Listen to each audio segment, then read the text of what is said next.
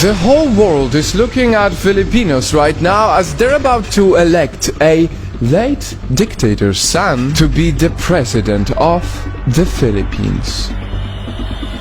In other countries, this is what you'll see.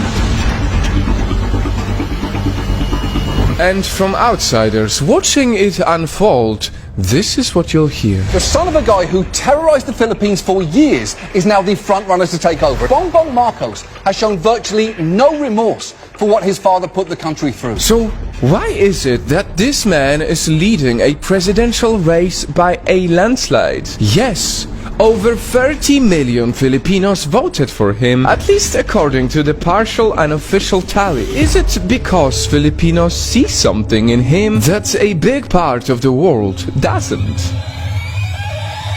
Nightfall.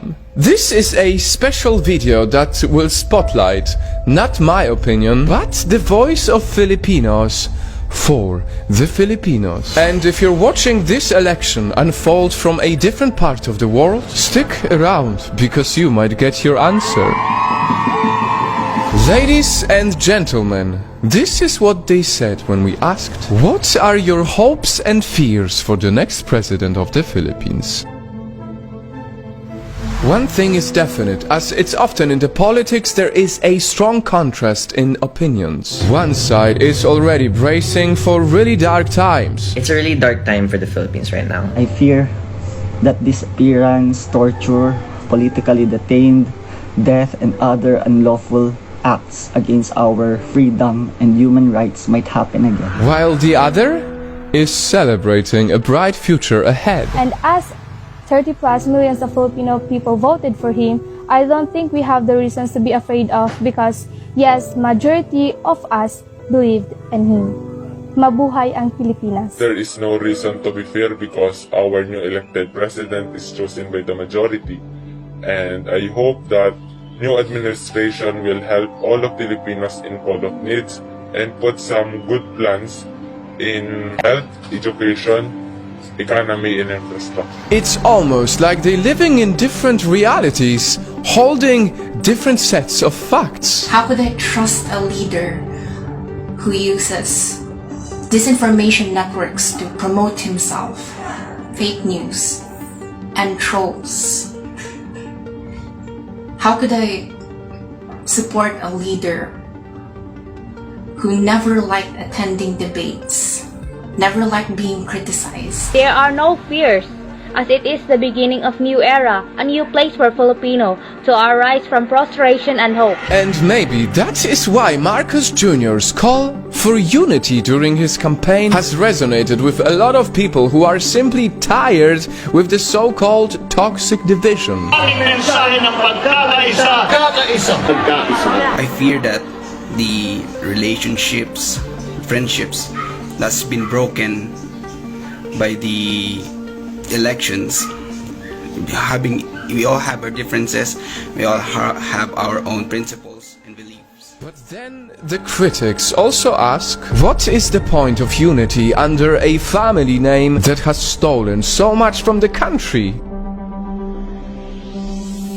My biggest fear for this election is to have a president that is stained with corruption and built by disinformation. I am genuinely scared to put back into position what the people back then ousted. To which Marcos supporters usually counter with two things. It is time to forgive what his family did and that he cannot be judged through his father's sins. Nightfall. I realize that it doesn't look good when me, a foreigner, comments on other countries' affairs. We all know, because it's politics, there are many more complicated issues that this video has not even touched yet. Rampant fake news, disinformation, some reports of election irregularities, to name a few. But if you ask me, how I feel for the country that has become such a big part of my mission, here is what I know to be true. I know that Filipinos deserve so much from their government. I know that the poor and the underrepresented demand a public servant who truly cares about their needs in jobs, health, and education. And I know that every voter only wants best for their nation. And as I know all of this, I must tell you something that is very sad, disappointing, and difficult.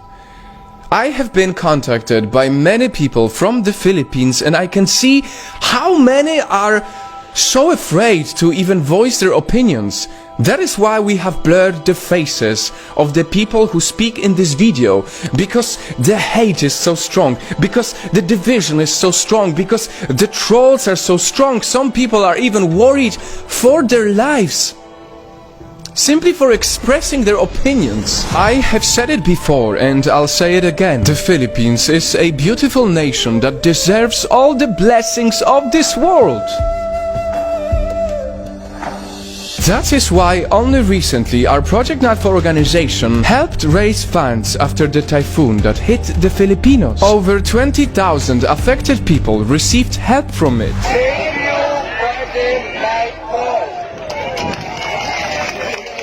In that moment, in these big numbers, we saw a beautiful unity, and we hope that this type of unity will prevail no matter what, so that when the next elections happen, no one is scared for their lives in expressing their opinions about the future of their country.